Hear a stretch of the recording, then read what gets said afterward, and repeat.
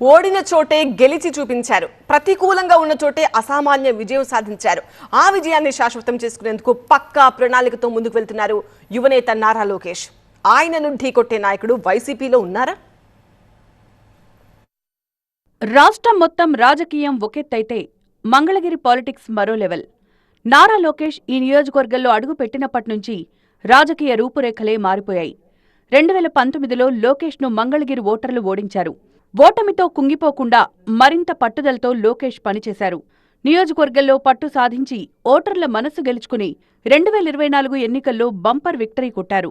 రాష్ట్రంలోనే రెండవ అత్యధిక మెజార్టీ లోకేష్కొచ్చింది. ఎమ్మెల్యేగా గెలిచిన దగ్గర నుంచి నియోజకవర్గంలో ప్రజలకు అందుబాటులో ఉంటూ ఇచ్చిన హామీలను ఒక్కొక్కటిగా అమలు చేస్తూ ముందుకు వెళ్తున్నారు. మొదటేడాదిలోనే ముఖ్యమైన హామీలను అమలు చేస్తున్నారు.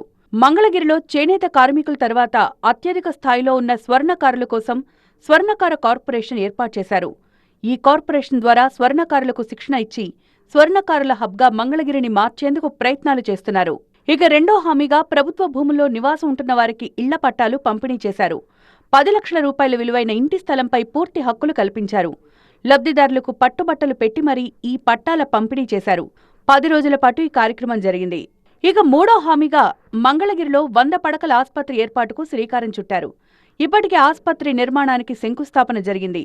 2 ఏళ్లలోనే ఆస్పత్రిని ప్రజలకు అందుబాటులోకి తీసుకొచ్చేందుకు పక్కా ప్రణాళికతో ముందుకు వెళ్తున్నారు. ఇలా ఎన్నో అభివృద్ధి సంక్షేమ కార్యక్రమాలతో నియోజకవర్గంలో పట్టు పెంచుకునేందుకు లోకేష్ నిత్యం ప్రయత్నిస్తున్నారు. ఎప్పుడూ లేనంత స్పీడ్గా పనులు జరుగుతుండటంతో నియోజకవర్గంలో లోకేష్కు ఆదరణ మరింత పెరుగుతోంది. ఈ నేపథ్యంలో లోకేష్ను ఢీకొట్టే బలమైన నేత కోసం వైసీపీ కార్యకర్తలు ఎదురుచూస్తున్నారు. గతంలో ఎమ్మెల్యేగా ఉన్న ఆర్కే 2024 ఎన్నికల తర్వాత సైలెంట్ అయిపోయారు. వైసీపీ నుంచి పోటీ చేసిన లావణ్య ఓటమి తర్వాత రాజకీయాలకు దూరంగా ఉంటున్నారు. దీంతో తాడేపల్లికి చెందిన సీనియర్ నేత దొంతిరెడ్డి వేమారెడ్డిని మంగళగిరి ఇన్ఛార్జిగా నియమించారు. సీనియర్ నేత అయిన వయస్సు రీత్యా ఆయనంత చురుగ్గా పనిచేయడం లేదన్న భావనలో కార్యకర్తలున్నారు.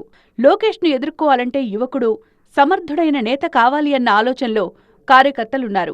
అయితే ప్రస్తుత పరిస్థితుల్లో వేమారెడ్డిని మార్చే ఉద్దేశం లేదన్న సంకేతాలిస్తోంది వైసీపీ అధిష్టానం. ఈ పరిణామాలతో పార్టీ కార్యక్రమాల్లో వైసీపీ కార్యకర్తలు చురుగ్గా పాల్గొనలేకపోతున్నారు.